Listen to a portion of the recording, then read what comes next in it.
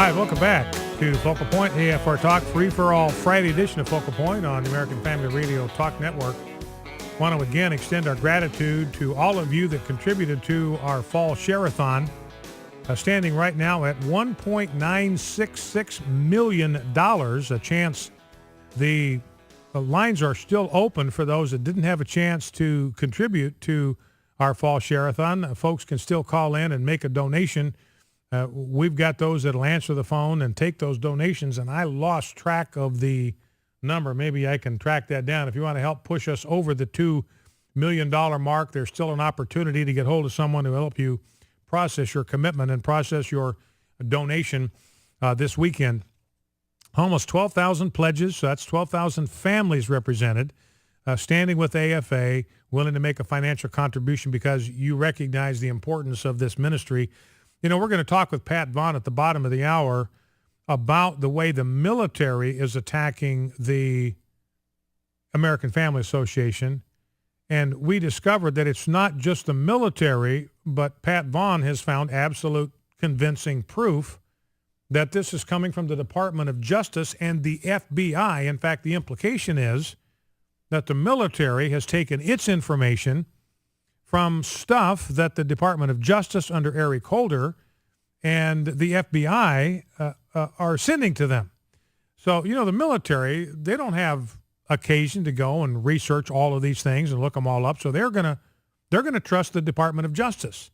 They're going to trust the FBI because historically these have been two agencies in the federal government that you could trust. Department of Justice. That's what we want. We want justice. And so this is the department that's responsible to see that America is a just society.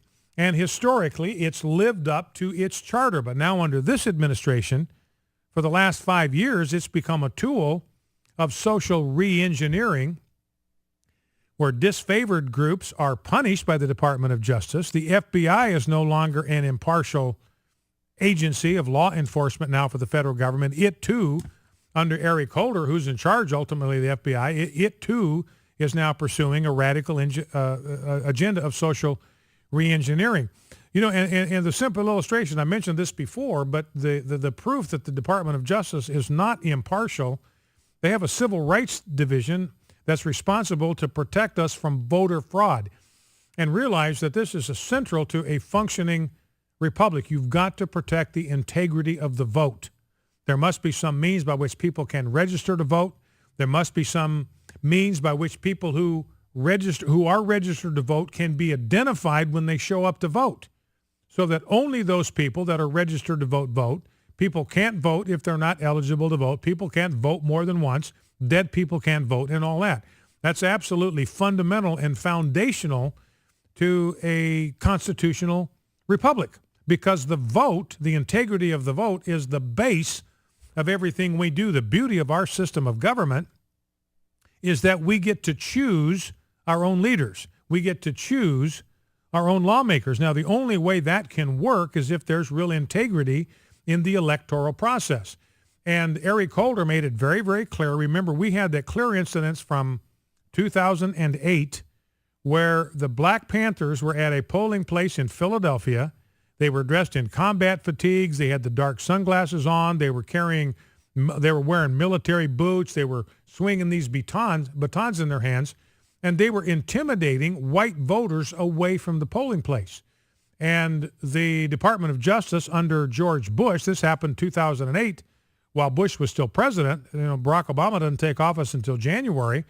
And so the Department of Justice pursued this blatant voter intimidation, got essentially what amounted to a conviction in a court of law. And then when the Obama administration came in, Eric Holder came in, they just tossed it all out. We're not going to prosecute those Black Panthers, even though we have the video proof of, their voter intimidation. In fact, Eric Holder made it clear, look, I'm not going to prosecute anybody for voter fraud unless the victims are minorities. If those who are being disenfranchised, those that are being damaged by a breakdown in the electoral process, if they're white, I'm not interested, Eric Holder said. Not interested in that. Not going to pursue that. So that's just blatant racism because justice is equality under the law. That's what justice is. Everybody is treated the same under the law. Doesn't matter what color your skin is. Doesn't matter what your creed is. You're treated equal before the eyes of the law. And we don't have a Department of Justice that's doing that. It's clearly playing favorites. And this approval by the Department of Justice of this hate group list from the Southern Poverty Law Center is a clear example of that, that they're using the power of their office, and we respect this agency. We've always respected the Department of Justice. We've always respected the FBI. And we've always had this picture of them as paragons of fairness and justice and impartially enforcing the law. Well, that's no longer even remotely true. And so Pat Vaughn is going to walk through a little bit of the concrete evidence that this is coming ultimately from the Department of Justice, the FBI.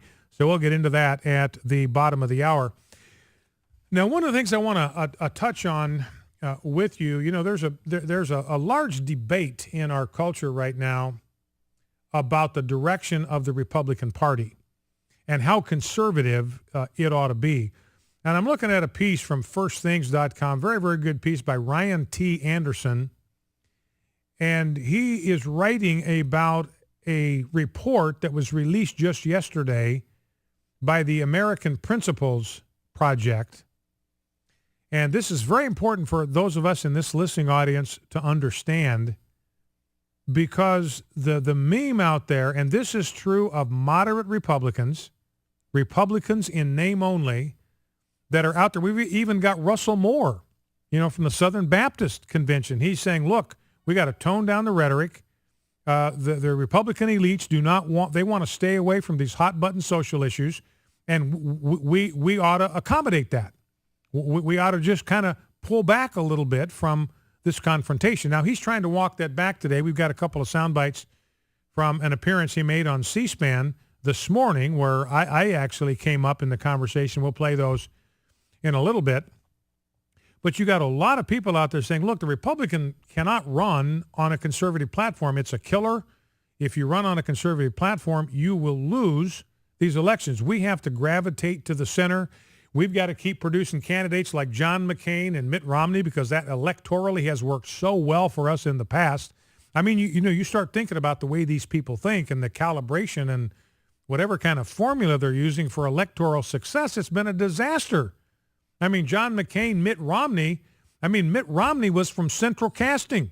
I mean, he had no socially conservative principles of any depth that anybody could discern. He's a good-looking guy. He's rich. He's white. I mean, everything that everybody tells us that you got to have to win an election, he was it.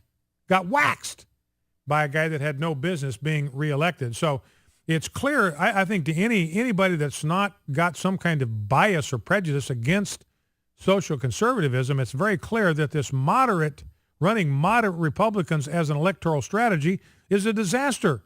It doesn't work. When the Republicans ran on a very clear conservative message in 2010, they took back control of the House.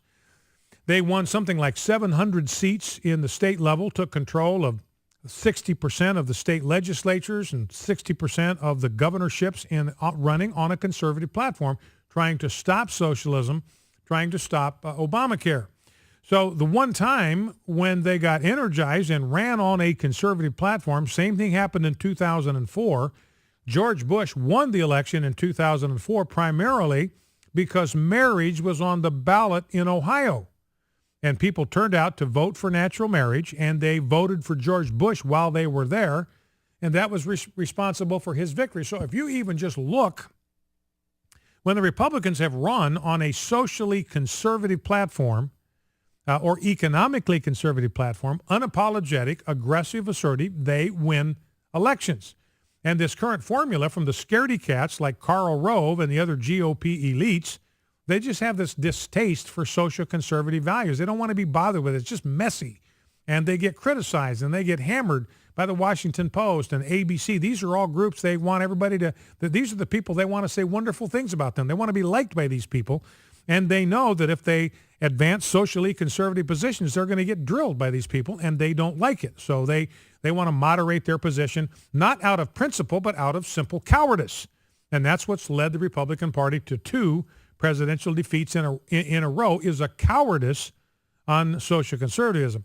Now, Ryan Anderson writes about this American Principles Project, and his summary is this. This report marshals data showing a majority of Americans support policies held by social conservatives.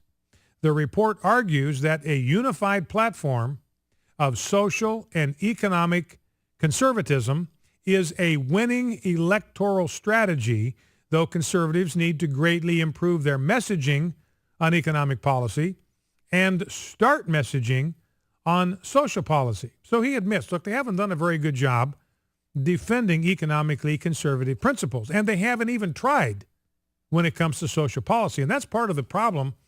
You look at these Republican candidates, and they get into some kind of a debate on economic issues, and they can't talk their way out of a wet paper sack. I mean, they're conservatives, but they really don't know why. They don't understand why, and they can't defend conservative principles. That's why a guy like Ted Cruz is so refreshing. He's articulate, he knows what he believes, and furthermore, he knows why he believes it, and he can defend it. But anyway, and this ought to be encouraging to us, this piece by Ryan Anderson, because he says, look, don't think that you as social conservatives are in some kind of beleaguered minority. You are not. The positions that we hold are shared by a majority of the American people. And so the challenge simply for the Republican Party, who believes these principles, is to articulate them, to declare this, to verbalize this. And he walks through some of the principles and values that animate the conservative movement. You know, the Declaration of Independence, we hold these truths to be self-evident, that all men are created equal, that they are endowed by their Creator with certain unalienable rights, that among these are life, liberty, and the pursuit of happiness. Well, who is it that believes in truth? We believe in universal truth. The founders believed in universal truth. Some things are true and other things are false. That's what you and I believe. And Ryan Anderson says a majority of the Americans believe that right along with us, if we can just verbalize and connect with them. Who believes that men are created? Well, we do. Who believes in the Creator? Well, we do. You know, it's liberals that believe that we emerged out of some primordial slime when we are the descendants of apes and baboons. Most of the American people do not agree with that. They believe, as you and I do, that man is a created being. We got a majority if we could just articulate the message. Back in two. Leanne Williamson of